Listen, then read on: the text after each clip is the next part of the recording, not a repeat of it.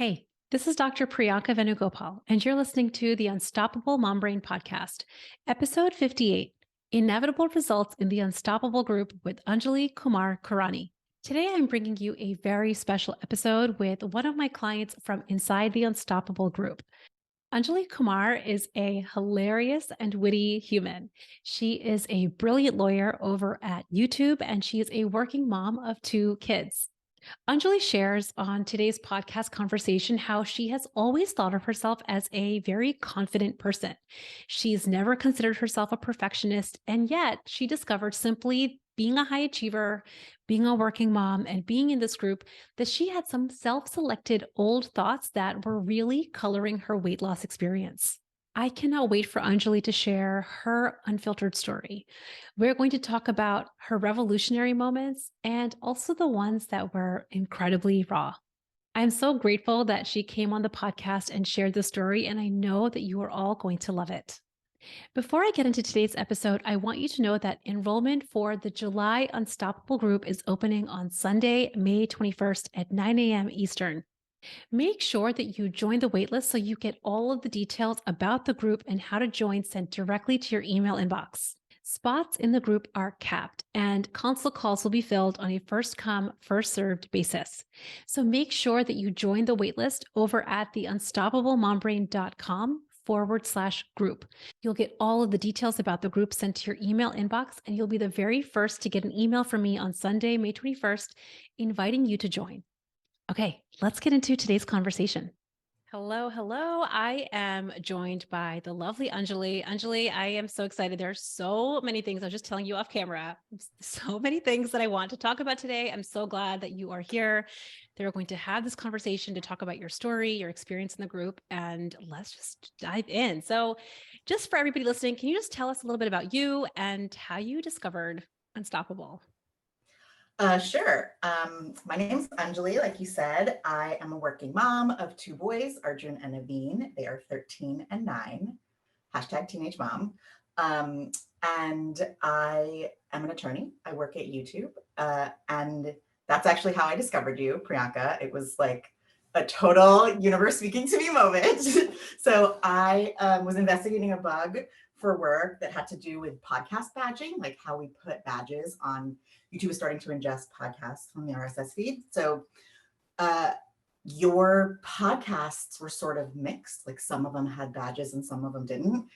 And so I was like going through it and I saw that this had it, and you had a Indian girl first name, a South Indian last name, and you were talking about weight loss. And I was like, clickbait, I'm in.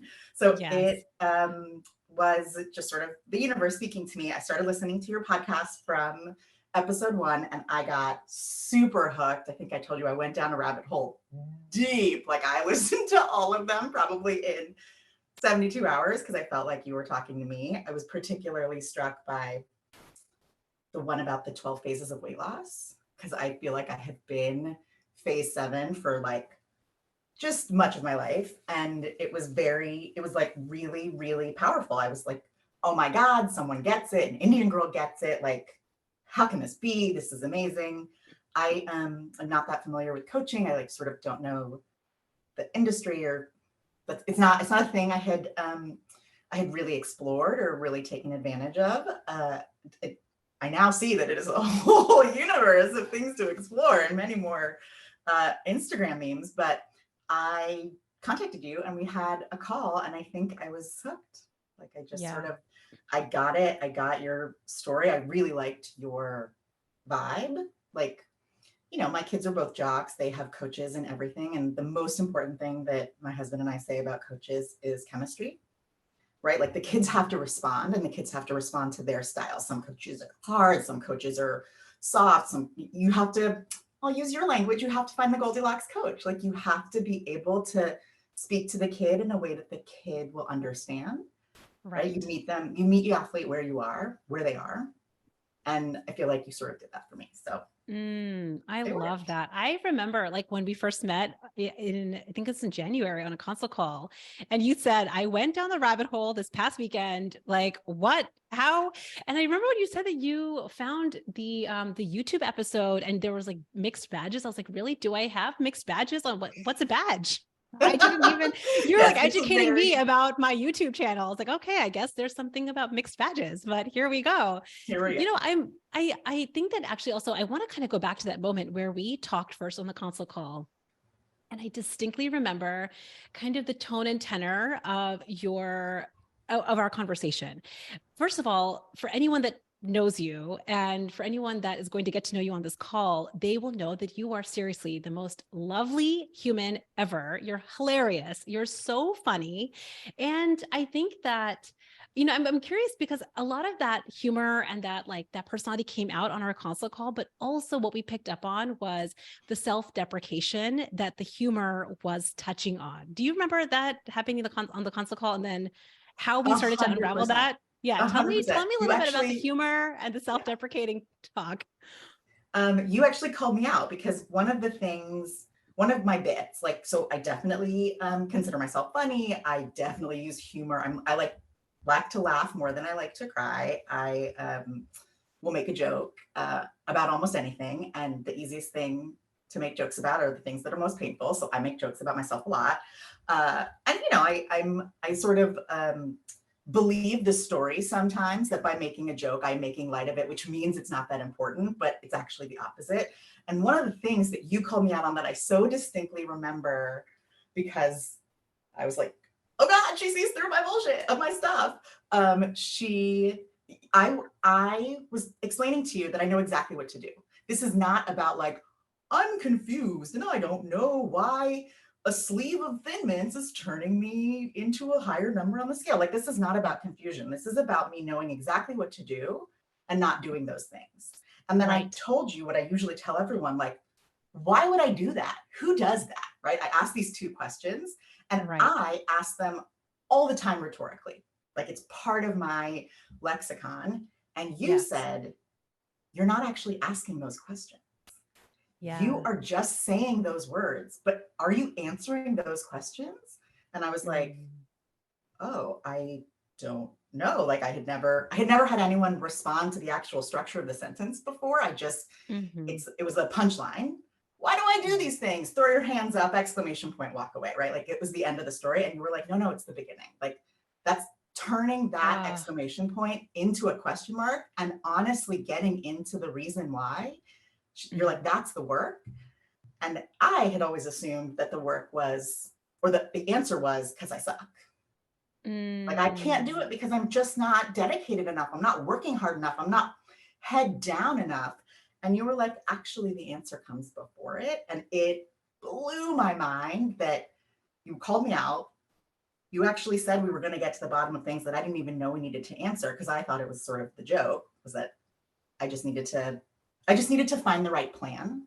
Was my whole MO before this was something works for everyone. And I just need to find mine. So let's try Whole Foods didn't work. Or like Whole30 didn't work. Keto didn't work. Paleo didn't work. They all work, but they're not sustainable. So like, let's just try the next thing. And you sort of turned that off and said, it's not about the plan, it's about the you. And Mm. it sort of made me uncomfortable for a hot second. I think you'll remember I was kind of like, Yeah. wait, what? You're going to make me answer Yeah. questions that I've never had to answer. Because, Uh, well, I mean, Anjali, you tell me whether this feels true, but that is also what humor covers, is the discomfort. And I think that this is coming up again and again, and we'll touch on this later in the conversation today. But we have coping strategies, and humor is one for you. I think it can be running off and hiding for some people, or staying really quiet in the room. Like, everyone has a coping strategy that they use to cover their discomfort. And I think what happens in coaching is that door breaks open, and I think what you are saying is finding that Goldilocks coach that you feel safety with, that you feel like resonant and aligned with, is so important, because you have to feel safe. Because you and I have had uncomfortable conversations. I've asked you hard questions and you try the humor, and I'm like, and that's not working today. Like, let's yeah, we're gonna pause that. And also, I want you to answer the question. And I've basically invited you to be uncomfortable. And I'm just curious, what has been your experience of like putting the humor aside and really allowing yourself to feel uncomfortable in answering some of these questions?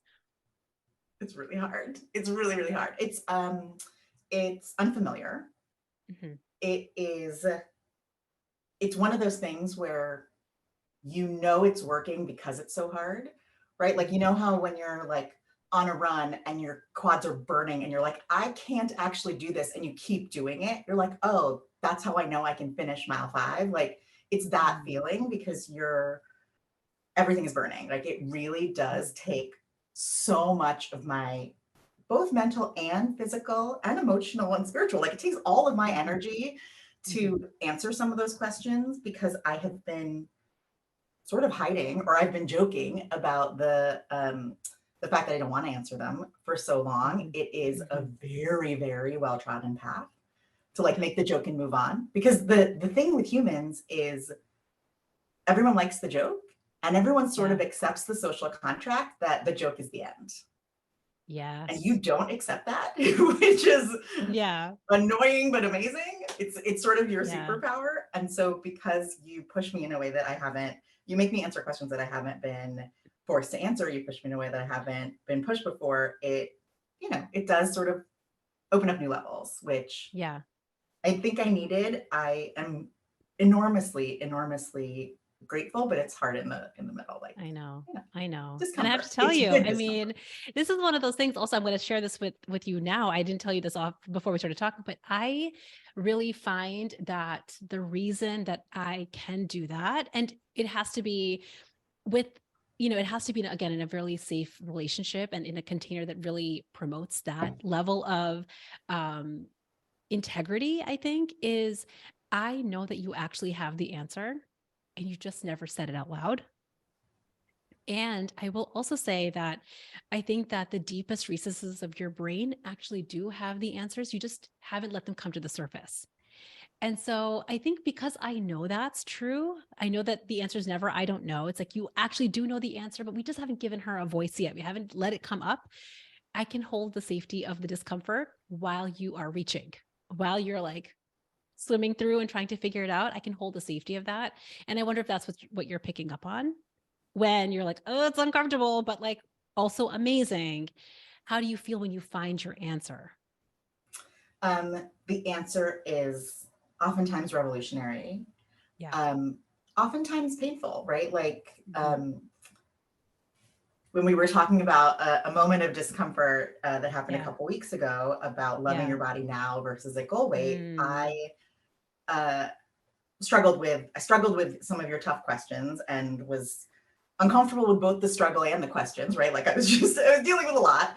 And I, at the end of it, you and I DM'd actually after I was exhausted. Like I was spent, and it was hard to figure out why, because it's the kind of exhaustion that you have after like what I would consider real work, right? Like a 10-hour day, a huge hike, like something that's actually going to exhaust you. And this was exhausting from like I started thinking about myself when I was young. I started thinking about like relationships with your body. I started thinking about gratitude. Like I was thinking about all these things that you had stirred up. And it was revolutionary in the sense that I had never thought about those things before. And it really did bring up a bunch of stuff for me. It was also really hard because it was a lot it was a lot of ingredients to deal with that I wasn't used to. Like, you know, my liver's not used to processing those toxins. So I had a little bit of the coaching hangover. Yeah. That's why I sent you a DM, because I could sense that. I think, you know, for anyone listening, the conversation that Anjali is referring to that we have in the group, and I think it's such a necessary and important part of weight loss is, of course, we want to lose weight and we have this dream for our body of where we want to be. Maybe we want to look a certain way, but we want to feel a certain way.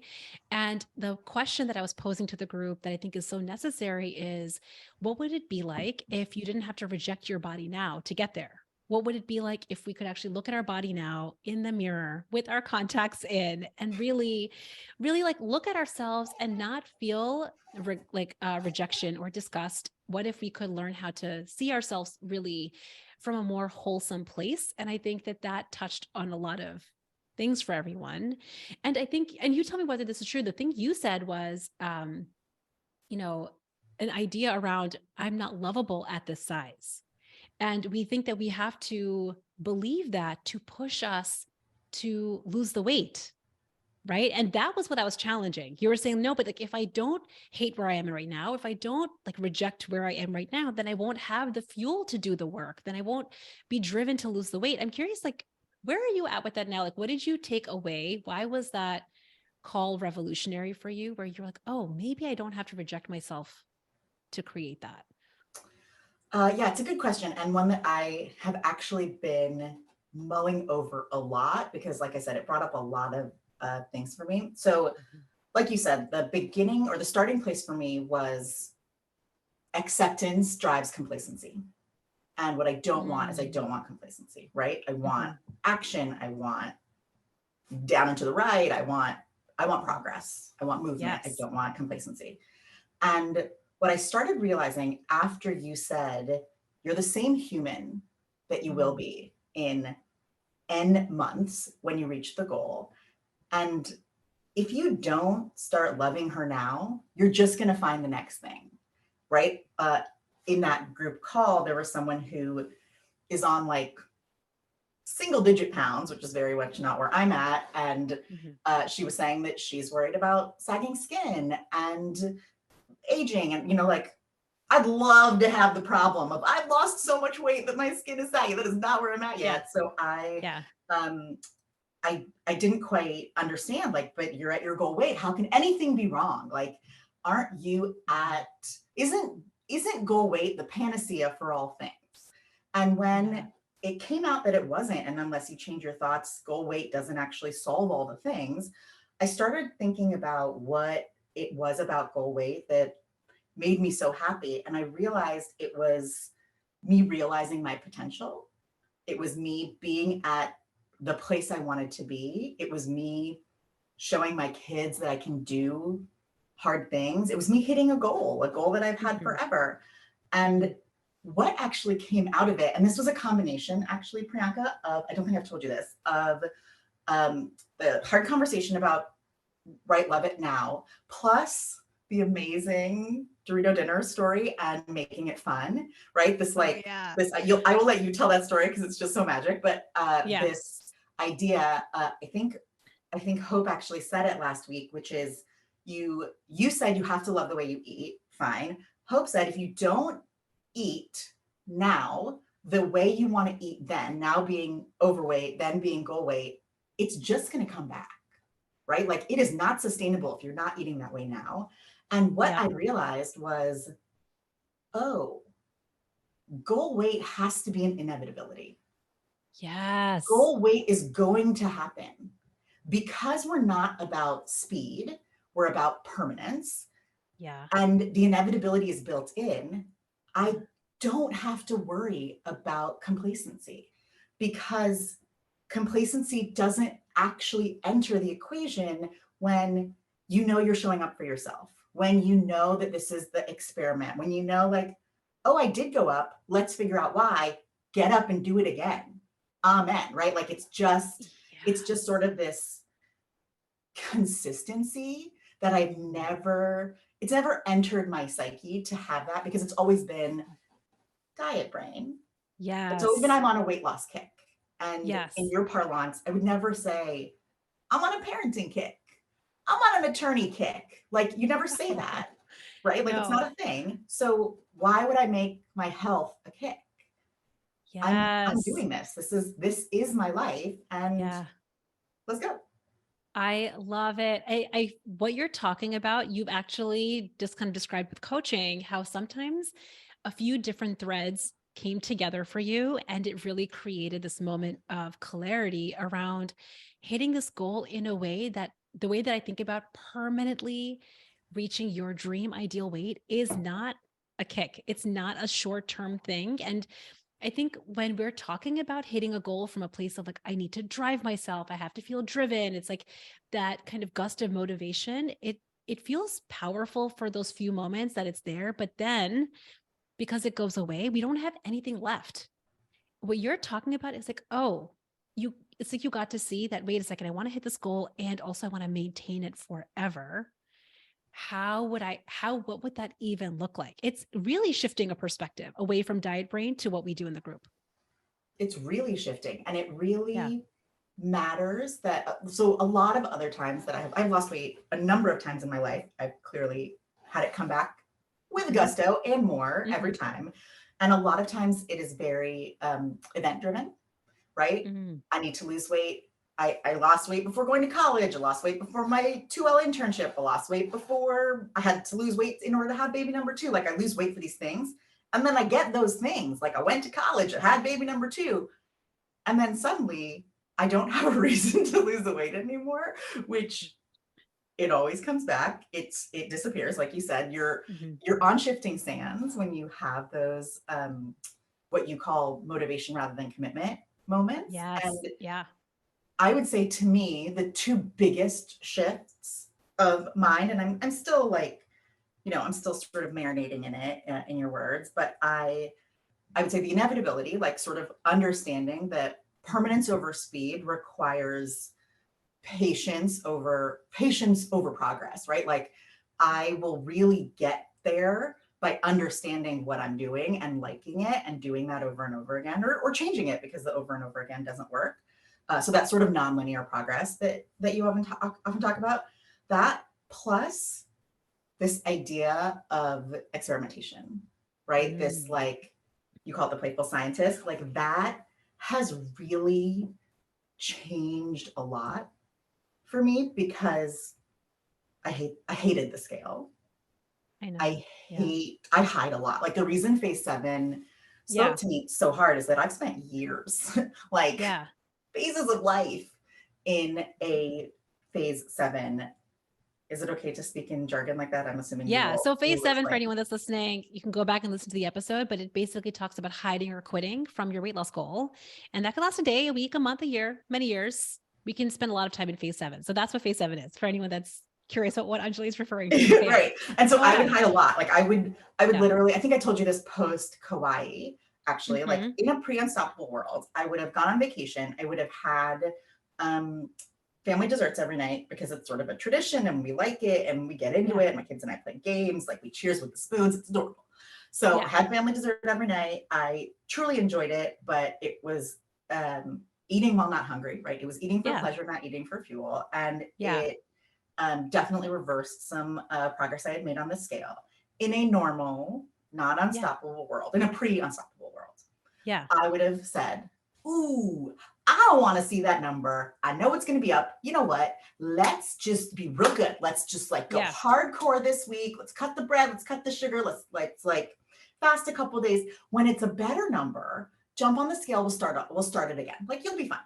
And then life would happen and I wouldn't fast or I wouldn't cut the bread and I'd go a little bit overboard. I'm like, ooh, you know what? Double or nothing. Did vacation weight plus coming back from vacation is work stress and you have to clean your inbox. Okay, it's going to get better next week.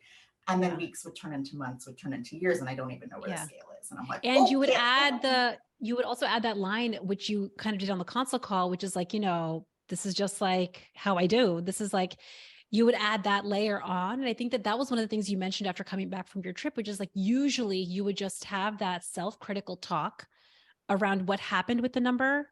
And that would create like even more. So much like the shame and the judgment and the, why would you do this to yourself? And how do you have no discipline? And you suck. So the nonstop critic would have also, by the way, driven me to eat.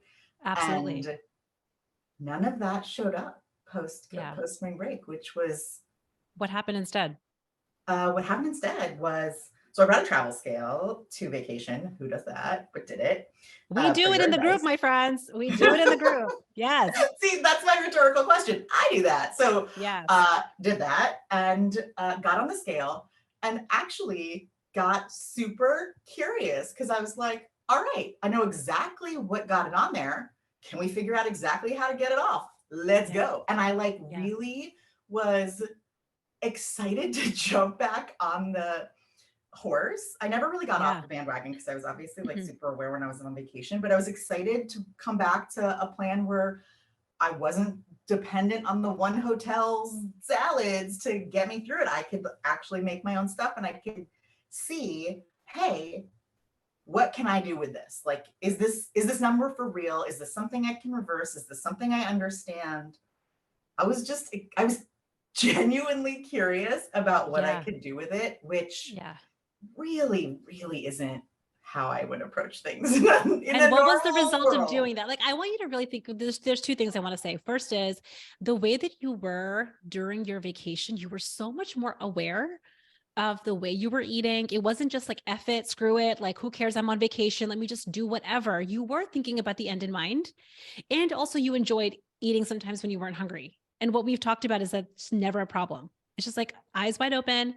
Yeah, the scale might be up. It's not a problem. So because you were so aware during your trip, you didn't gain what you usually gain. That was the first thing. And then Right. the second thing is you came back, you were so curious. Like, okay, I know the scale's gonna be up. Super curious about it. You evaluated it. You shared your evaluation in the group, and we got into it with your excitement to get back. And what was the result that you created for yourself? I lost all the vacation weight in a week. Yeah, it was Like just one done. week. It was Yeah. gone. It was insane. I was like, Yeah. dang. Yes, that's so good. And I'm curious, Anjali, just kind of like speaking back to one thing that you had said at the start was like when you first joined Unstoppable, when we even came onto that console call, you had this idea of what you thought it would be. Like, the messaging you resonated with you, maybe what you heard on the podcast has resonated with you, but you had some ideas of what you thought it would be versus versus what maybe it's like actually been. I'm curious, like what do you think is the difference? Like what you thought it would be versus like the revelations that you've been having in the group and what it actually has been for you. Yeah, good question. I would say I thought it was going to be um diet asterisk, right? Like I Mm-hmm. thought it was going to be almost more of an accountability coach. Like, Mm. right, sometimes they have like health coaches where it's like, hey, I didn't see your food journal today. Oh, I noticed that you added cream and sugar to your coffee. Maybe try cutting that today, right? I thought it was going to be really just someone to partner with on same old, right? Which is what you eat is what you get, right? Like very, very much along the same lines of um, let's figure out what you're putting in your mouth, and we'll probably do some of the why, but the why will be more around eat this, not that, right? Like, oh, I know that you were really craving a peanut butter sandwich. Why don't you try almond flour? And there are these great Lhasa Yes. crackers. Go. And I was sort of Yeah. expecting a little bit of just hand holding and guidance Yeah. along those lines, which Yeah. not to knock it, like that is Yeah. sometimes really helpful. Like I said, there's a Goldilocks Yeah. plan for everyone. Yeah. What it has been for me is the surprising parts, plural, are how the plan is really secondary. The plan is there, but it actually doesn't matter nearly as much as the why. Like, Mm-hmm. I could literally get up in the morning and do the daily work and decide that like the plan for that day is to eat kind of keto, or the plan for the next day is to eat a little bit more whole 30ish. Like it doesn't actually matter. Mm-hmm. What matters is the why. That's And what right. matters is your why. Like Yeah. my why matters every Mm-hmm. day. And I don't think I expected that. I don't think I expected it to be really not about the food. like, I and know. I like think that not that's about so the exercise. fascinating. And this is something that I think is important for anyone that's listening, any high achiever that's like, you know what, I want to lose weight. And Angela, you can speak to this, but like on our strategy workshop calls that we do, which is when you first start in the group, we do a strategy workshop. We do talk about the plan and the science behind how we want to eat in a way that makes weight loss really simple for your body, how to become a fat burner, how to eat in a way you love. Like we talk about all of that. And then I think what you're talking about is we get into why do we ever follow through or not follow through when we don't feel like it, right? Like, and unraveling all of the things that drive us to eat when we're not hungry. What are all the things that drive us to not follow through when we said we would? I think that's right. And Yeah. yeah, it's a good clarification. I think the time spent on the plan is so valuable and so anchoring, Mm-hmm. and it becomes immutable, right? Versus for me, the plan was the dynamic part of any diet, because the plan was, I'm a plan chaser. I'm a plan surfer. I like Mm-hmm. love, because I believe that the answer was the perfect plan. I loved Yeah. researching, and I'm really good at finding and implementing. Like I have so many PDFs in Mm-hmm. my email inbox of the next best great thing, and I buy a new notebook for every plan. So I really was surprised that the plan was mine to control, Mm-hmm. and the plan is tweakable, and the plan is Yeah. lovely. Like by lovely, I don't mean like hearts and unicorns and rainbows. I mean that you love it, right? Like that Yes. it is lovable, and it's sometimes fun, or always kind of fun. And Yeah. it's very, very unique. Like I Mm-hmm. think this is unique to you, that the plan is unique to me. And no Mm-hmm. one else would look at my plan and be like, ooh, weight loss Mm-hmm. 101. They'd look at it and be like, wait, what? You Yes. skip dinner and have a meal at 3 p.m. This is Yeah. so weird. But it like Yeah. through just weeks of trying and experimenting and tweaking, I'm like finding the things that work for me. And the other thing that surprised me is, this is a little bit of an excuse, but I would say it had come to the forefront before, was, well, how can that happen? I have a whole family structure to support. Like I Mm. work in an office where, right, like YouTube provides breakfast and lunch for me. Like there's a pizza bar and a burrito bar and there's a salad bar and frozen yogurt. And of course I go with my team, and how could I not do that? And somehow Mm. it is not a problem. Like I am able Mm. to eat the stuff I want to eat. Sometimes I bring my lunch. Sometimes I make the lunch there, but it's whatever I plan to eat. Sometimes I don't have dinner because I had a big lunch. Sometimes I don't have breakfast because I had a big dinner. Like I have such flexibility in what I Mm. eat, and I don't think that's the work. And in every Yes. other aspect, in every other time I've tried to lose weight, Mm-hmm. that's the work. And so when you talk about ease and simplicity, I think it's because the food is not the hard part. The food Right. is the easy part, which I never would I have know. thought. The food has I always know. been the hard part for me. But Yeah. man, the brain stuff is so much harder. Yeah. And I think that what I just to kind of honor what you're saying, I think so many high achievers, and this is why a lot of what I talk about on this podcast and what I share when I'm discussing the real solution to reaching your ideal weight is high achievers are so focused on the plan that they're distracting themselves from the real work. And the only reason that we do that is because we've been confused about the real work. And the reason we're confused is because we've tried a million other things and they haven't worked. And so there's a sense of confusion and frustration around like, if this didn't work and this didn't work and this didn't work, like maybe the next best plan will do it. And I think that that's just wasting time. And I feel like, it takes a moment's realization, like when we got onto a consult call where you're like, oh, maybe it's not the plan. Maybe there's something else here that's actually going to create results. We have to figure out what that is, because the number one thing I will dispel time and time again is, and we did this on our consult call, you and I, if you are a lawyer at YouTube, I suspect that you have some discipline. And I suspect that, you are fairly smart. And I suspect that you know how to follow through on things. So what if none of those were actually the reason that you never hit your goal weight? That's what we solve in the group. What do you think? I think that's right.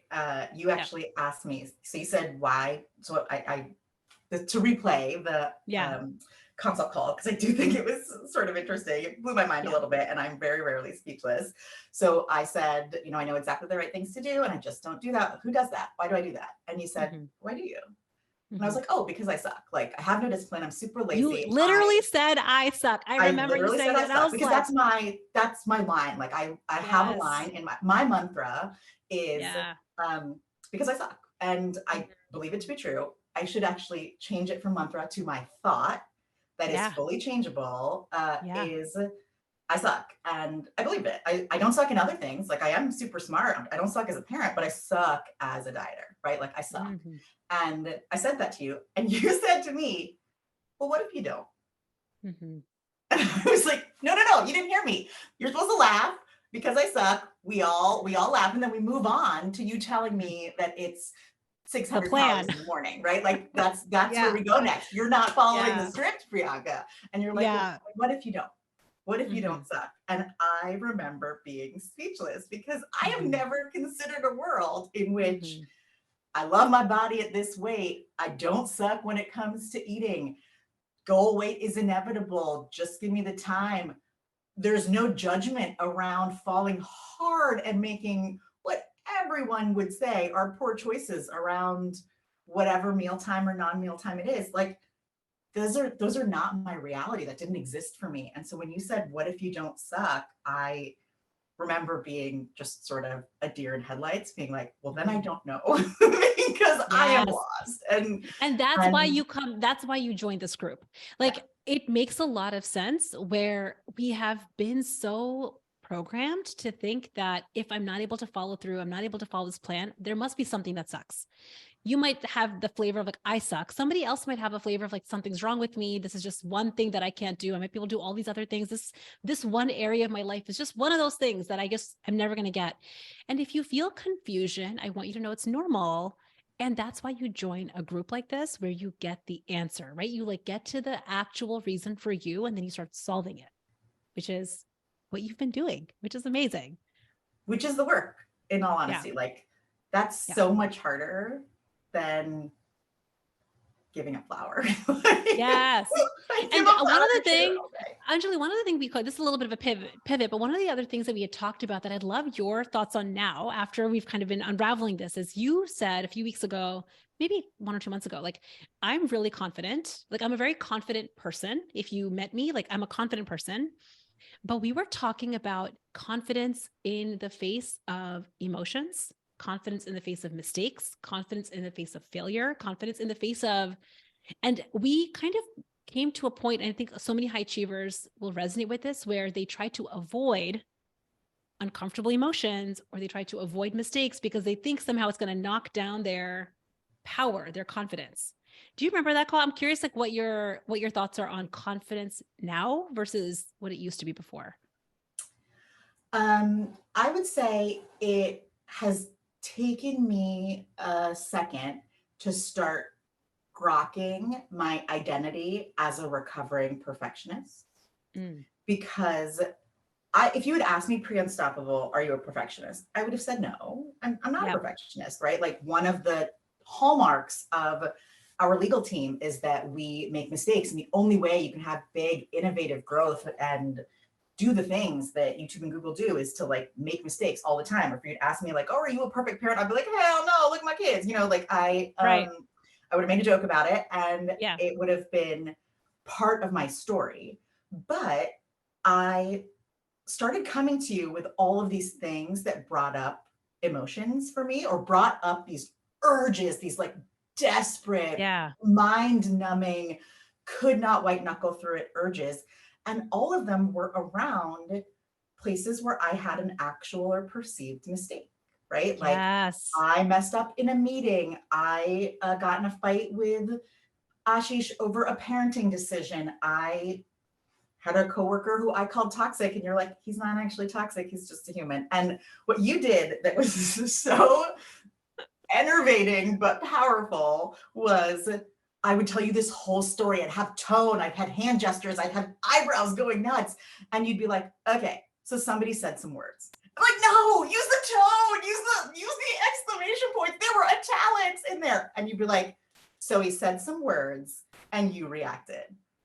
And I'm like, God damn it. That is what happened. And what does that have to do with a cookie? And I'm like, yeah, we're done. Like, what are you doing to me? And it Yeah.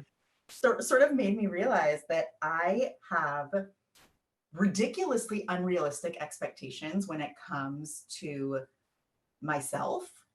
Mhm. And I never would have thought that because I actually meet a lot Mhm. of them, right? Like Yeah. in real life, I meet a lot of them.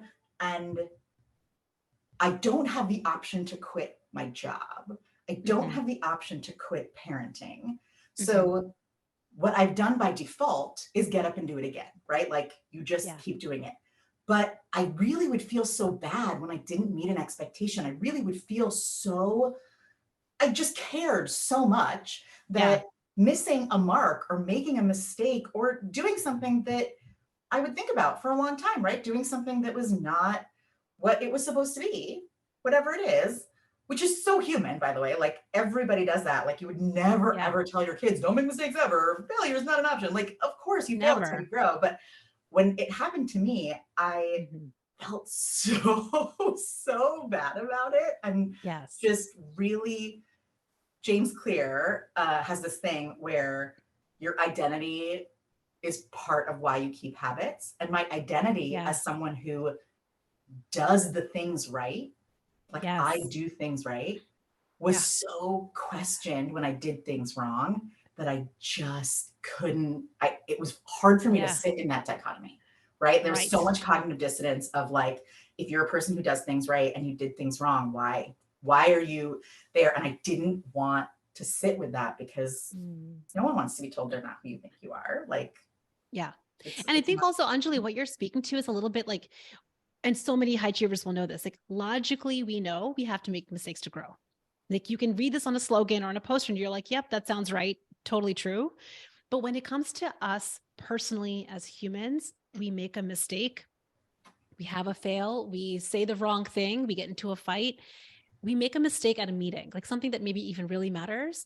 What we're talking about is what if that was just a normal part of our human experience and we are going to feel some seriously uncomfortable emotions like embarrassment and annoyance and frustration and anger and maybe even shame because we have a lot of thoughts about our making of the mistake, our making of like the failure. What we talked about is how do you meet yourself when you do? It's not if you do, it's not if you make a mistake, it's when you do, whenever it happens, because it's going to happen. What would it be like to meet yourself there with confidence? That it's almost like you never have to question your confidence ever again. The confidence is never on the line. What if real confidence is, wait a second, I can be a human and make a mistake and get into a fight and all of that. And how am I going to meet myself? What now? Now what? Right? It's kind of like even what happened after your trip, what happened after that work meeting, like now what? I'm curious how that feels for you to experience that piece. It takes work. And I Mhm. think it takes practice, Yeah. right? That confidence is allowing yourself to be vulnerable. Hmm. Confidence is allowing yourself to make the mistake is really hard, or it really goes against decades Yeah. of show no fear, Yes. decades of armor up that Hmm. it takes a second, right? It takes concerted effort even Yeah. to be able to kind of show up. But I would say the analogy is actually a really good one, which is you're not on a kick for Mhm. performance. It's not temporary. It is get up and do it again. Yeah. Now, how do like the big word that came out during the pandemic was resilience. Like, Mhm. how do we succeed in the face of very dynamically and rapidly changing environments? And the kids that do the best are the ones that are the most adaptable, right? Like, oh, we're on Zoom today. We're taking a nose swab tomorrow. We're in the classroom 2 hours today, the next day. Like Yeah. the kids really, really had to go with the flow and figure it Mhm. out. And the rigidity of perfection doesn't work in those moments. And the kids that did the best were the ones who just sort of went with it and had Yeah. the confidence to know whatever it is, I'll figure it out. Whatever it That's is, right. I'll figure it out. Yeah. And so, like, Yeah. that part of Yeah. true confidence is knowing you made the mistake, owning the mistake, and saying, whatever the fallout, I'll figure it out. Yeah. That's my work, right? Like, that's Yeah. that's the stuff I'm coming to. It's why I'm calling myself a Yeah. recovering perfectionist Yeah. because it takes time every day. Yeah.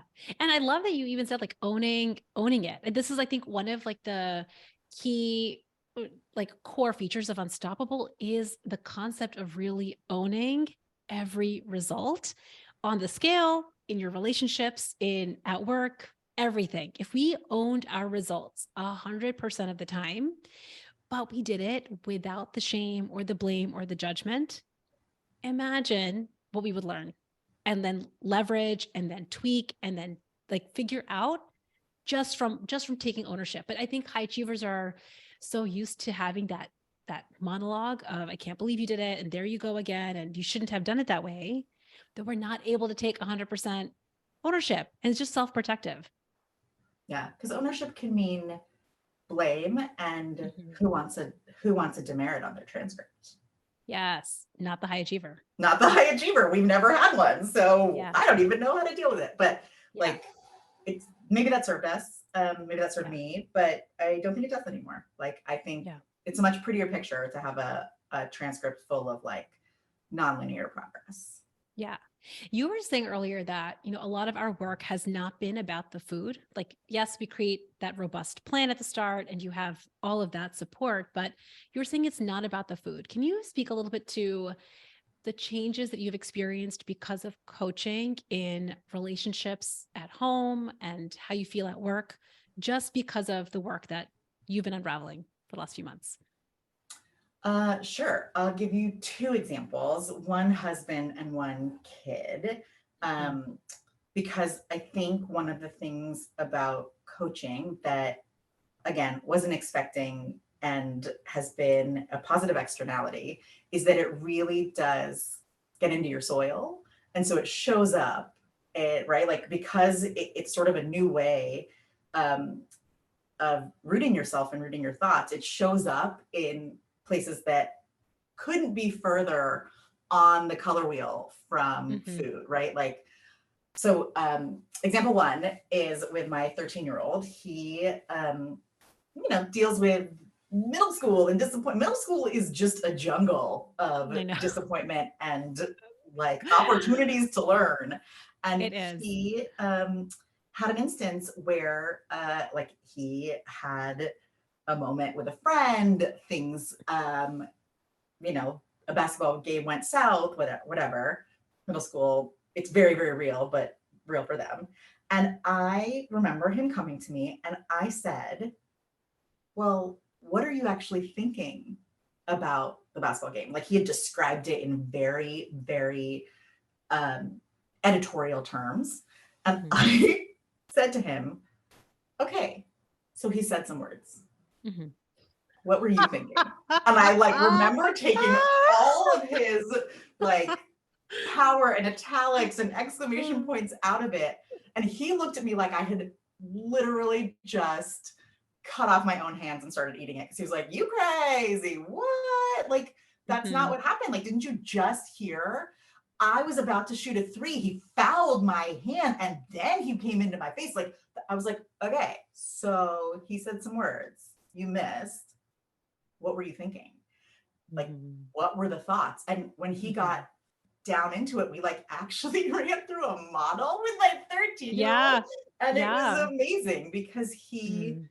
I was like, well, you don't have to think that you're bad at basketball. Like, you can actually think that you're great at basketball and you just missed a shot.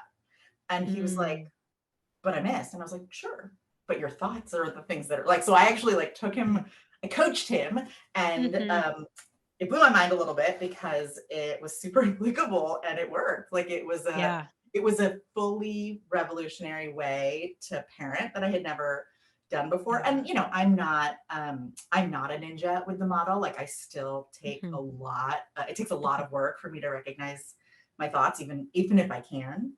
Uh, it takes me a second, but wow, someone else. Like, I will Mhm. say it is very nice to be able to Yeah. like do a little bit of that guiding. So it gave me another really fascinating tool in the parenting toolbox, which every parent can use the help. So I was happy to take it. I love that. Um, And you know what that reminds me even a little bit of, like, I missed a shot, so I must suck.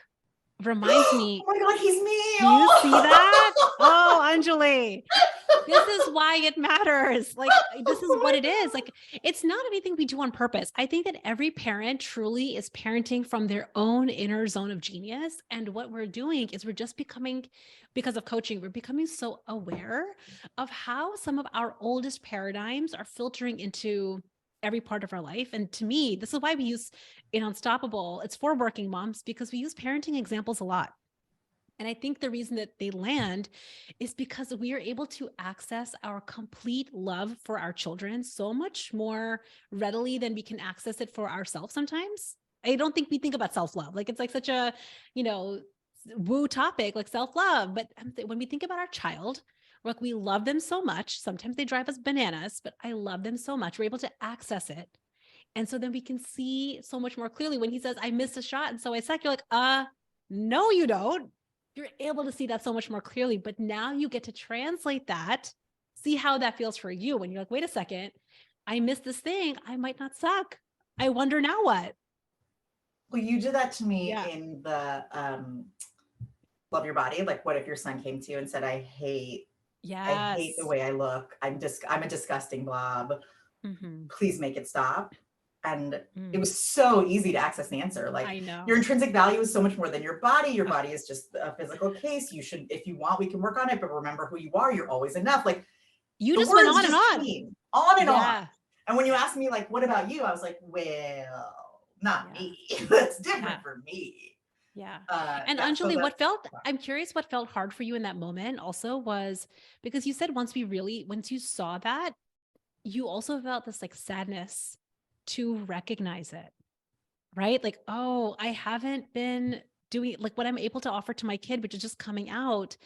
I haven't offered to myself. And there was a sadness there, which is the part that's hard, right? It goes back to every emotion that we're trying to avoid, right? What do you think about that? yeah, the sadness was really hard. The sadness was, like I said, I laugh rather than cry. It's like Mhm. I'm not a big crier. I don't love sitting in the sadness. I don't consider myself all that sensitive either. Like my husband cries more than me. Ooh, you should Mhm. hear that. But Yeah. Yeah. I was so surprised. And I'm like really good at making the jokes that the tears don't come. Like if I'm gonna laugh, I it's know. because I'm laughing. If I'm gonna cry, it's because I'm laughing. And I could not stop crying. It was I so know. real. And I know. the sadness was tinged with regret Yeah. because what a waste. Like Mhm. what a waste of just so much time. Like I know I'm so in touch with my 12-year-old self. Like I know her and Yeah. talk to her on such a daily Yeah. basis because she's so a part of me and like we are the same. And Yeah. man, that's a long Yeah. time. That's a I long know. time for her to just be sitting in the muck. And it's a bummer. I get it. And here's the thing, and this is what I have learned from my own personal work, what I share on here and what I invite anyone that's listening, if you ever feel that feeling, like some sadness and regret, like I can't believe I've been like that with myself, we just can apologize to ourselves for that moment and be like, and how lucky are we that we discovered it now? You know what I'm saying? It's like it kind of goes back to like we get to make mistakes. This can be one of them. It's just one of many that we will make. And what if we when you really feel apology, it's like, oh, I'm so sorry that I did that. I didn't even know I was doing it. And I'm so sorry. And also, like, how lucky are we that we figured this out now? And the sooner you solve it, the sooner like Mhm. it just makes everything better, right? Like Mhm. that's the rising tide that it sort of adds to the why, Yeah. right? Yeah. Like it makes for a more grounded commitment, which Yeah. is nice. What was the other example? You were going to say there was another Oh, the example other for, example. yeah. This was, Yeah.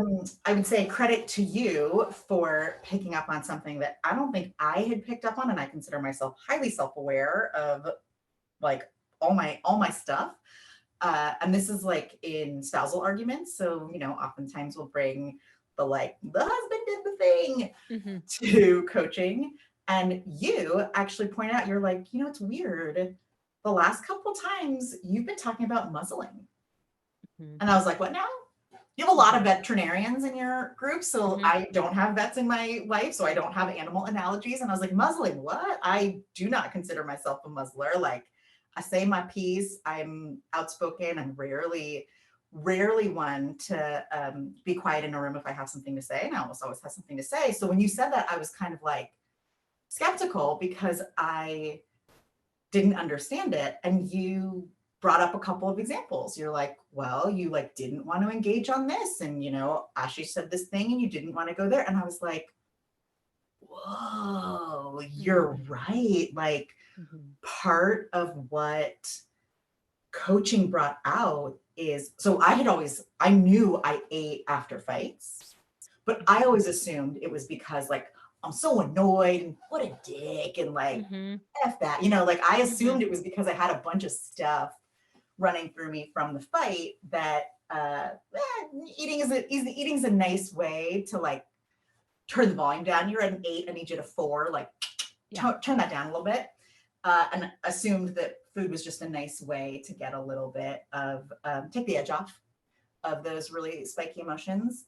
Mm-hmm. But you actually said it comes before that, like before all of those emotions pop up, before you have the thoughts that lead to those feelings, you're doing a little bit of muscling, which of course keeps you frustrated and of course can feel like you haven't had your day or can feel very constraining. And no one wants to be like that in the place where they're supposed to feel the safest. Like when you're at home or when you're with your partner, like that's not a really good way to be. And I was, I had a stunned silence again. Like I was like, Mm-hmm. that's not who I see myself as. That's not a word I would ever use to describe myself. No. And yet you've got a bunch of evidence that I can't totally argue with. So that I think was part of pulling back the covers a little bit. I had to take some time to kind of like sit with it and evaluate it and actually think like, oh my God, she's Yeah. right. Oh my Yeah. God.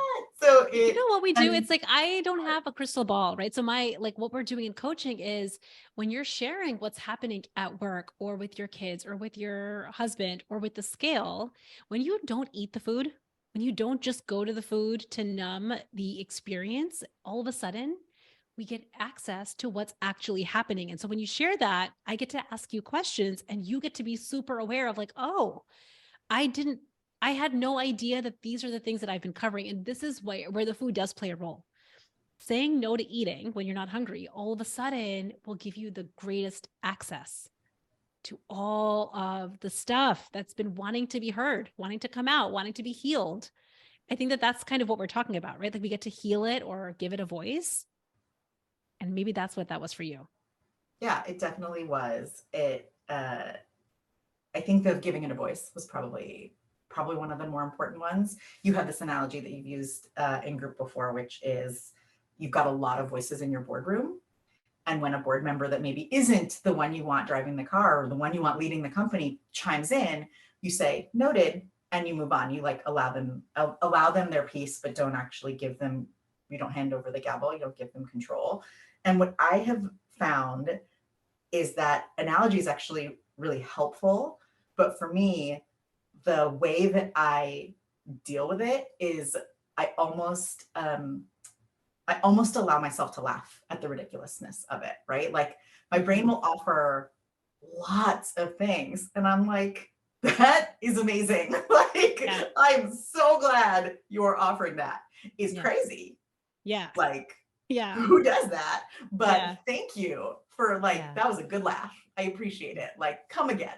This Yeah. is good stuff.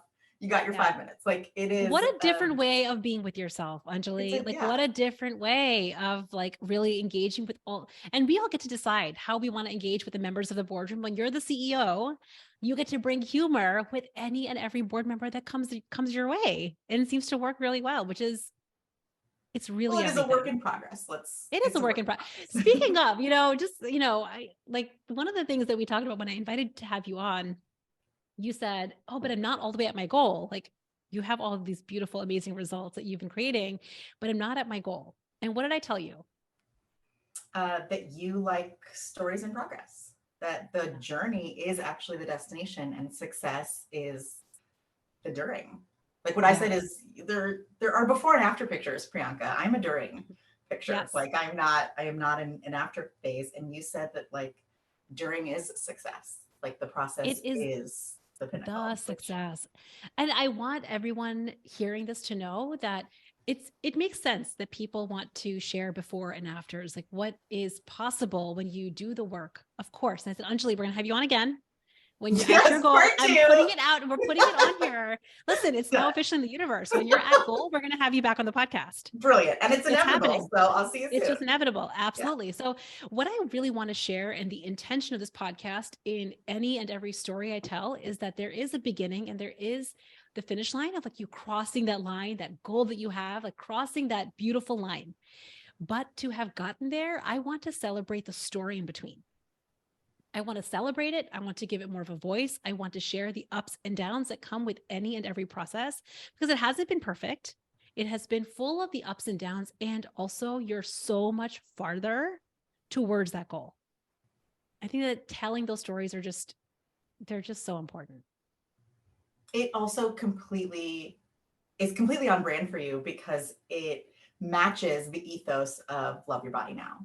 Tell the story now because you're the same human. Yeah. Love your body now because you're the same person. Yeah.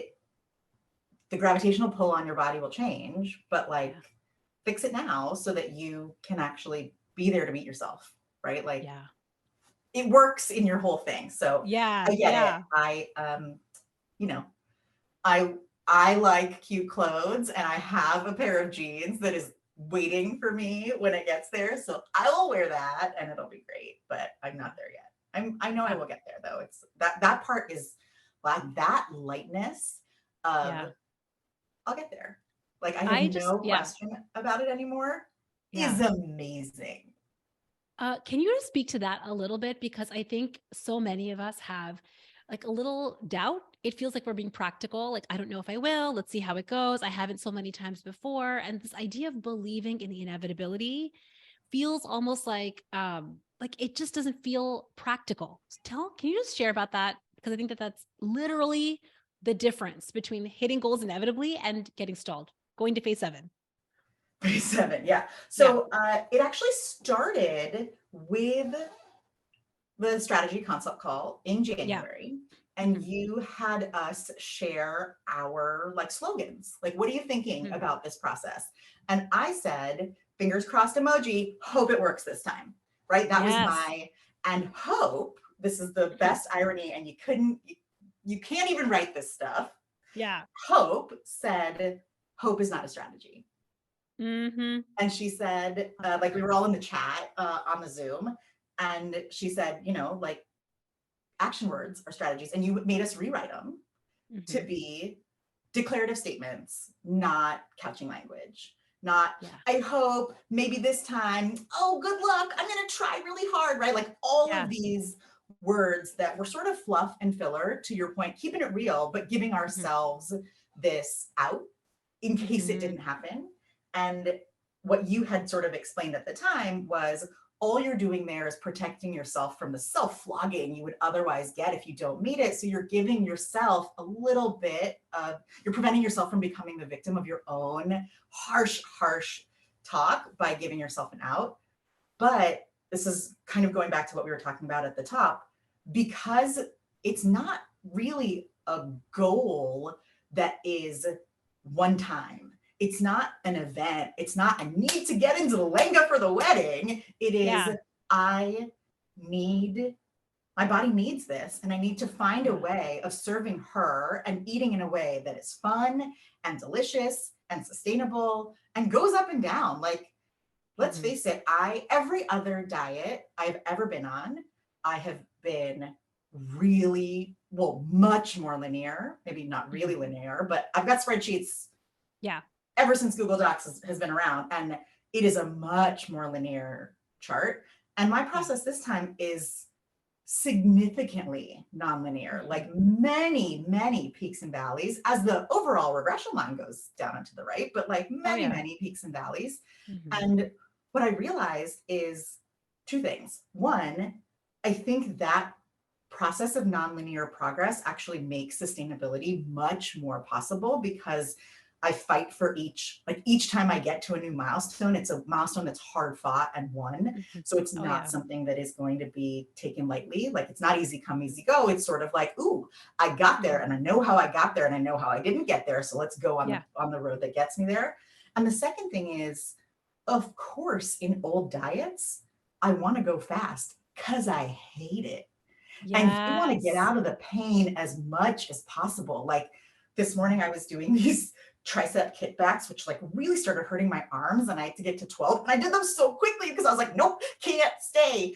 And like you want to get out of pain really fast. And if Yeah. that means doing 12 reps really quickly, or just cutting all things carbs, including bananas and potatoes and like all the things, because it'll get you there fast, and you Yeah. get to like get in the dress for the wedding, or you get to like show up for the thing in the clothes you wanted to, of course you're gonna do it quickly because pain sucks. But if it's not Yes. painful, you can be there for longer and be okay with it Yeah. and do it for longer, right? Like you don't have to be strict and then be loose and know that it's going to come back. You can actually say like, oh, I know what slightly stricter looks like. I know what slightly less, like you have all of these levers now to play with. And that process of experimentation and evaluation has been just so great. I love it. It's like, I think what you're kind of speaking to is you learn certain tools in this group, certain strategies, and then specifically certain tools that help you really figure out how to dial up the volume, how to slow it down, how to speed it up. And you get to see that you're in complete control of it. But we want a process that you have fun, that it feels simple and easy, that's forever, because then you don't have to rush. You can just like let your life be your life and then like be alongside as you experience it. I think that that's a hard thing for high achievers because they wanted this goal yesterday. They wanted to have hit their goal yesterday. And so when I'm like, yeah, but you need to slow down. Like we need to slow you down. We're not going to lose like all the weight in a minute. We have to slow down so it's sustainable. What do you think is the one thing that helped you accept me saying you have to slow down for this to be a sustainable forever process for you to like really take that in? Because that's what you've been doing, which is everything. Um, I'd say I'm still in the process of accepting it, but a couple things really helped. One, your story Mhm. or stories. Mhm. Like, you don't even know, I don't think you actually know the impact of like your Dorito dinner story, Mhm. your Cheeto pantry Mhm. story. Like, seeing those things and having you say, goal weight is inevitable and it's not a problem. And I get up and do it again. I get up Mhm. and I'm back on it every time, is hugely powerful, because I do think that there is a little bit of cult of personality when it comes to coaching. And so we all kind of look to you as a little bit Mhm. of a mentor and guide and shaman, Mhm. and you're taking us up the mountain that you've already climbed. So Mhm. you're a little bit of our Sherpa, right? You're creating the Mhm. safe space and carrying some baggage. Thank you. Yeah. But Yeah. it's hugely helpful to have you Mhm. say like, oh, I tripped there. It's okay. The Yes. path still goes up because Yes. I've made it to the top, but this is where I fell. Yeah. See, look, standing, Yes. all good. So Standing that, at goal weight. What Anjali's speaking to, because I share a lot of this in the group. It doesn't always come out into like the public audience, but what I share a lot in the group and even the 1 month behind the scenes vlog of me stepping on a scale every day butt naked, where I share the amazing. behind the scenes is meant to demonstrate that the goal isn't perfection. There is, because there is no such thing. Here I am at my ideal weight. And also I have Dorito dinners with a glass of wine every now and then. And then what? Right. And then what? What is the background of that? I think that that is incredibly powerful because I think one of my most common lines is like, ask me how I know that. Like, how am I able to pick up on something that you have experienced? Because ask me how I know. I did it myself. I did it myself. I've probably done it 10 times in every which way. So I can see every permutation that you're talking about. I can see right through it because I have done it myself. And also at this point, I think there's so many, but there's been so many, like hundreds of hours of coaching now, so many different permutations of this that we see in the room. Just speaking to that, like this room is full of high achieving working moms. And I think you tell me how it feels. The idea that you get the perspective of the other women in this group, what has the impact of that been on you? Because that's what we're talking about. It's like, see, I tripped here. Or that person gets to share, like, oh, this is where I tripped up and this is how I handled it. What has been the impact of you being in a group with other high achievers, but still also getting your coaching, your personal needs met? I actually think it's how to scale you, Mm-hmm. right? Like I um I think it's actually the way that you get the most diverse and all-encompassing advice out there, because I don't actually know all the questions I need to ask. That's right. But all the people in the room, everybody's coming with their own experiences and asking their own questions. And even though the coaching might be solving their problem, everything analogizes.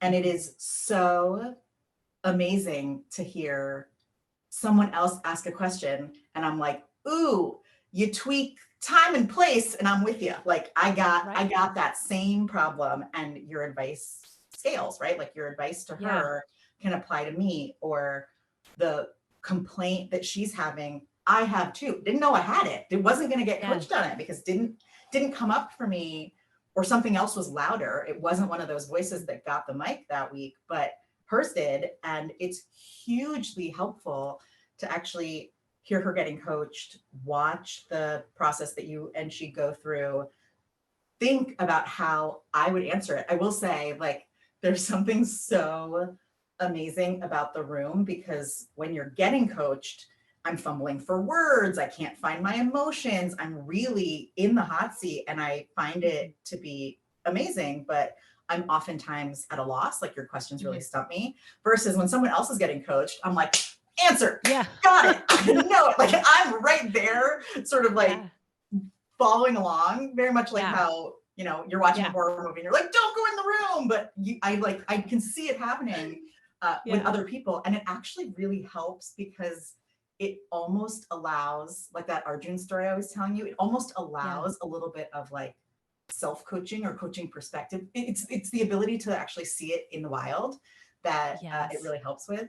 I also think there's, I was telling you this before or offline, it also helps to cut the loneliness. Like Yes. one of the things I used to say, one of my old thoughts Mm-hmm. was, well, my brain's kind of broken. Like, Mm. I suck, and this is a Mm-hmm. thing I can't figure out. I can figure out so much, and I'm so dialed in on so much. But man, this is my Mm-hmm. eating's my kryptonite, and Mm-hmm. sugar's my drug of choice, Mm-hmm. and my brain's broken when it comes to dieting. Like, I just can't figure it out. And to have all these people who, their brains are clearly not broken, they're the smartest people in the room, They're and so they're doing amazing. amazing things, and to have their brains doing the same thing mine is, Mm-hmm. it kind of helps me to say, like, well, we're not all broken. Like, I would Mm. never meet her and say she's broken. So maybe I'm not either. Like, maybe we're all Mm. just in it together, and here we go. And the fact that, Yeah. like, a lot of them are doctors. I'm an Indian girl. I'm surrounded by doctors. Doctors are my favorite. I'm always just like, you guys made it through organic chemistry. Yeah. Like, oh, this is nothing compared to that. Good on you. Like, Yeah. But I think that is one of the reasons that I want this to be in an intimate group setting purposefully. It's to validate the lived experience of each individual human, each individual working mom who has already gone through the experience of self-critical talk and the perfectionism and all of the things that have led us to this point. We can do our one-on-one private coaching and it can be really impactful. But I think when you see someone else who is also smart, super capable, clearly brilliant, also having real working mom thoughts, you get to start feeling, oh, it's not just me. Maybe there's something here that we can figure out together. And I love that you also said that sometimes you don't know the question to ask. Because this is what I found too in a group setting. There's like a Goldilocks size, right? Like you want just the right to make it an intimate group, not too much, not too few, but really where you get the other perspectives. Like when you shared your vacation weight loss after like you lost the weight. Now somebody going on their next summer trip is like, oh yeah, remember Anjali had that coaching and she did the evaluation. They can just go back and see the coaching you got and they can go into their vacation so much more on it, so much more prepared just because of that. Or like a little insight about a relationship or with work, like you get to learn from others. I'm just curious, like when you think about your personal needs, your personal coaching, do you feel like, what would you say to someone that's like, but I kind of want to make sure that I get coached? what has been your experience of you getting coached by me one-on-one in the group and in Slack? I never feel like I haven't gotten what I needed. Mm-hmm. Ever. Like I actually tried to hide from you, Priyanka, on the Love Your Body call. I was like, I'm just gonna stay muted. I was like reorganizing a bathroom floor. I think I was reorganizing a cupboard, and Hope had said she wanted to talk about some stuff. So I was like, oh, cool, this is gonna be a listen call. I'm super into it. And you just zeroed in and found me, and it was what it was. So I would say I have never not gotten exactly what I needed. Oh, and sometimes not even sometimes I didn't even know I needed it. Sometimes Not even what you asked for. And I've gotten it. Yes, I will coach you on not what you listen. I'm the first to say, I will not always coach you on what you have asked for. I will coach you on what you need coaching on. Right. And I think that there's something really important about sharing that, because a lot of what I share in Unstoppable is I will get in the weeds with you. I want to get in the weeds with you. That was the one thing that I felt like in any big goal that I have, I want coaching on my brain, but I want mentorship. I want somebody's eyes on the work I'm doing, on how I'm winning, how am I failing, help me see what I'm not seeing. Like, what are the questions that I'm not asking myself? What am I not picking up on? Because I think if I picked up on it, I would not really be having this problem. And I think that Or I'm is, doing things subconsciously. yes. And I think having that mentorship and that piece of like, this is what we do in the weekly evaluation, right? Like, I'm going to get in the weeds with you, share your evaluation, and I'm getting in there with you, is that feeling like somebody has your back every day. In this group, I have your back always. And that's at least the intention that I set for the container. I'm just curious how you have felt as a client experiencing that on the other side. I would say it's definitely true. Sometimes to an uncomfortable extent. Like I remember an evaluation that I had put up, and then I had said something like, oh, well, my spreadsheet formula for weekly weight loss based on what I thought it was going to be isn't necessarily what I am hitting, even though I'm still down and to the right. I'm not hitting the same milestones. Like, I'm not going as fast as I thought I would, essentially. Mm-hmm. And I said the phrase, it's going depressingly slow. Oh yeah. And you said, that. How does it feel when you use the words depressingly slow? And I was like, oh, no, but Priyanka, that was just my funny description. Here's the thing. Here's the question is, but like, I'm not hitting it. And you're like, what? Why would you use that adverb? Like, what does it cause, or what is the cost of describing your process as depressingly slow? And I was like, well, I don't want to answer that. Like, you're killing me with this. And I had to, because I had said it off the cuff. Like I was literally talking about something else and just like threw in a phrase that I was clearly feeling, but like was not trying to concentrate on. And you and I went like 3 rounds on like, well, it bums me out because I want it to be faster. And you're like, well, are you going to continue to do things that bum you out? Why don't you make it positive and that you're getting there and you will eventually, it was a thing that I ended up getting coached on that was so what I would have considered tertiary in the like scheme of what I thought I should be talking about. But this is the fun spoiler alert. I have never maligned my speed again. Like I have sort of I removed all the formulas from my my spreadsheet so that I'm not constantly faced with what it could have been. And I am much more accepting of this is the right speed because this is my speed. And let me tell you, listen, ask me how I know. Ask me how I knew to do that. Let me tell you, because I am so familiar with every thought that will take you to phase 7. I am so aware of the thoughts that take you to phase 7. So you might think it's tertiary. Oh, it's depressingly slow. You might think it's a tertiary thought, but I know that keeping that thought is eventually going to take you to phase 7. You're going to quit, hide, and then what depressingly slow? It'll be halted and reversed. Right. I know that. So even more. So the purpose of having a guide or a mentor or a coach who's done this work before you is they can catch when those thoughts are going to create for you down the road. In the moment, it might feel tertiary. You're like, no, but I'm here to talk about how to speed up. Right? Like, or like, how do I get back, to the rate of weight loss that I want? And we'll get there. I think we even got to like, how do you want to speed up your rate of weight loss? First, you have to stop thinking about it as depressingly slow, it's going to get in the way of you evaluating why your speed is what it's been. Why has your speed been depressingly slow? That's the question. Let's get into that. But the only way we can do that is by catching it and seeing what the outcome will be. If you keep it, it's going to take you to phase 7. Fascinating. I would have thought it was a throwaway thought, and it ended up being the anchoring one. But it's one that I changed, right? Like, the coaching. You started doing the reverse formulas, right? Or like, I think you said that you like swapped around how you're creating. Well, now so what I had done is I had goal weight at the bottom, and I just plussed the weekly number that I wanted to lose each Sunday back, right? So I have my timeline. I've got it. So now what I'm doing is I am actually letting the Sunday weight be the thing, and I'm just minusing what it could be. So it dynamically shifts, but it dynamically shifts based on reality, not based on what it could have been. Because like, let's be honest, I was putting myself at a like 2.5 pounds a week rate, which I've done before. I can do. It sucks. Like the life you lead is not sustainable, which is why I've gained it back. But it is right. This unattainable standard that I would hold myself to, and it requires perfection. And I'm not doing that. I am living in a much more sustainable way. Like, cauliflower crust pizza is actually my new jam. I'm super into it. It does still have like cheese and fat and oil and, stuff in it that like may not be the like 2.5 pounds a week type of diet meal, but it is a total lifetime meal. Yeah. We're like, this is what we're talking about. Like, I love that you said you took reality into account, not what you wish it was. Yeah.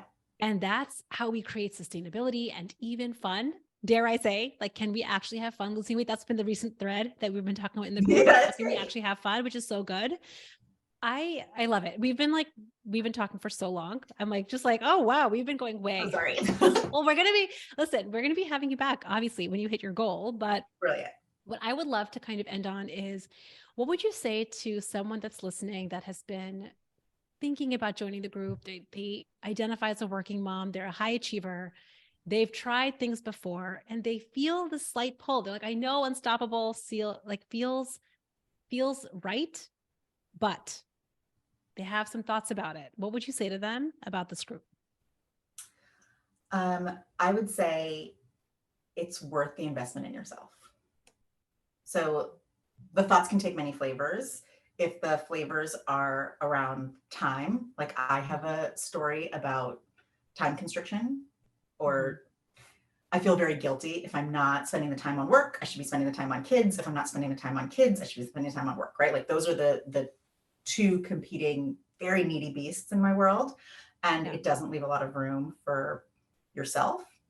And what I would say is you show up as a better worker and a better mom, putting yourself in, like making the time. Surprisingly, time has not been an issue at all, because it actually takes way more time to make bad foods, to ruminate on all the things, to beat yourself up. Like it takes a lot of energy to be that mean. And I did a lot. So it's surprisingly not the time suck. I would say if the thoughts are around finances, this is why we work. Like, skip the purse, buy this.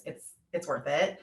And if the thoughts are around, I hope I can, I don't need another failed body in my graveyard of diet plans.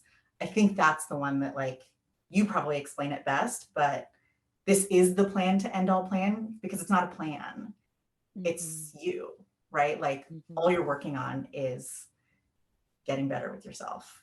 So it's worth it. I love it. I love it so much. And I love that you came on and shared your story in the during. I know you're like, are we doing this in the during? And I'm like, yes, it has to be in the during. I love the during stories, because that is where we plant seeds of possibility for what anyone deeply wants. It's to know that it's possible. How do we know it's possible? They hear stories about in the during, which I love you so much for coming on and sharing your story. It's been so good. And we're going to have Anjali back, guys. This is like, now it's out. Let's I love do it. it. To be It's gonna be continued. I so love it. good. To But be thank you to continued. Priyanka. I just like, you don't have to include this in your actual podcast, but I don't know if you know the impact of your work. And I don't know if you see sort of how much people kind of take from that, because there is a lot of yourself that you have to give. There is a lot of just like you being there and you holding that space and you sort of sometimes pulling us along just by force of personality and sheer will and your lived experience as well. And it is hugely helpful and has sometimes been painful, but like is dramatic and just so I'm so, so thankful. So Oh, thank you. oh, you're very welcome. And I love it. I love it, my friends. Anjali, thank you for being here. And Absolutely. guys, we'll see you at the next one.